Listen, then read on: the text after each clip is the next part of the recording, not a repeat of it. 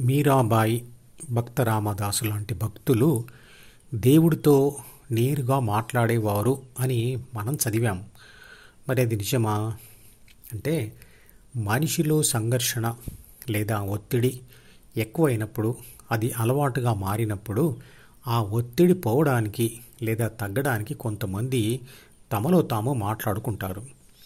అది ఎలాగంటే ఆ ఒత్తిడిని లేదా ఘర్షణను కలిగించే డి, పైన చిత్రపటంలో చూపించిన డిలోని పరస్పర వ్యతిరేక భావాలను ప్రాపంచిక ఆత్మ అంటే చిత్రపటంలో చూపించిన ఏబీసీ చదువుతూ విశ్లేషిస్తూ నిర్ణయం డిలోని రాస్తూ దానిని నోటితో అంటూ లేదా ప్రకటిస్తూ పోతుంది.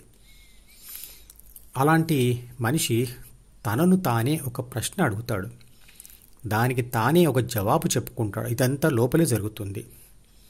ఆ జవాబును మళ్ళీ ప్రశ్నించుకొని తానే దానిని విశ్లేషించి వచ్చిన నిర్ణయాన్ని లేదా జవాబును మనసులోనే రాసి మళ్ళీ చదువుతాడు. ఈ వ్యవహారం అంతా ఎవరో తనను ప్రశ్న అడిగినట్లుగా, తాను జవాబు చెప్తున్నట్లుగా లేదా తానే ఎవరినో ప్రశ్న అడిగినట్టుగా ఆ వ్యక్తి జవాబు చెప్తున్నట్లుగా ఉంటుంది. అది ఇద్దరి వ్యక్తుల మధ్య జరుగుతున్న సంభాషణలాగా ఉంటుంది. అందులో ఆ రెండో వ్యక్తిని దేవుడు అనుకుంటారు. ఇది ధ్యానంలో కూడా జరుగుతుంది. ధ్యానం వలన కలిగిన అనుభవాలను సమాచారంగా మనసులో రాసుకుంటారు. వాటికి వ్యతిరేక భావాలు ప్రశ్నల రూపంలో మళ్ళీ ఎప్పుడో మీ ముందుకు వస్తాయి. వాటికి జవాబులు మీరే మీ విశ్లేషణ ద్వారా చెప్పుకుంటారు మరియు మనసులో రాసుకుంటారు. ఇలా పరస్పర వ్యతిరేక లేదా సంఘర్షణాత్మక విషయాలు ఆలోచనల రూపంలో వస్తున్నప్పుడు సమాధానం కొరకు విశ్లేషణ మొదలవుతుంది.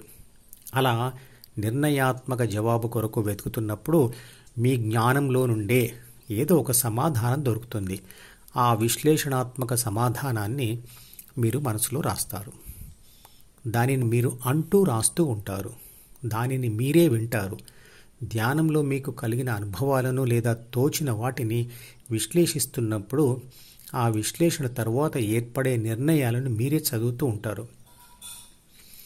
ఇదంతా మీకు ఎవరు చెప్తున్నట్లుగా అంటుంది. నిజానికి అక్కడ ఏ దేవుడు నిలబడి చెప్పడం లేదు. మీరే దాని రైటర్, మీరే రీడర్, మీరే డైరెక్టర్, మీరే యాక్టర్, మీరే ప్రేక్షకులు కూడా. అన్నీ మీరే. దానిని దేవుడు చెప్తున్నాడు అని మీరు భ్రమపడతారు అంతే. భక్తితో దేవుడి రూపాన్ని ఆరాధిస్తూ తమ హృదయంలో ఆ రూపాన్ని నిలుపుకున్న భక్తులు తాము ఆరాధిస్తున్న ఆ దేవుడు తమ హృదయంలోనే ఉన్నాడని, ఉండి తమ ప్రశ్నలకు జవాబు చెప్తున్నాడని, అతనితో తమ భావాలు భావోద్వేగాలు పంచుకున్నట్లుగా ఊహించుకుంటారు. ఈ మధుపదం యూట్యూబ్ ఛానల్ వీడియోని సబ్స్క్రైబ్ చేసి గంట గుర్తును నొక్కి ఆల్ని సెలెక్ట్ చేసి ప్రతిరోజు యూట్యూబ్ ఓపెన్ చేసి అడుగున ఉన్న సబ్స్క్రిప్షన్ బటన్ నొక్కితే అన్ని లేటెస్ట్ వీడియోలు చూడవచ్చు.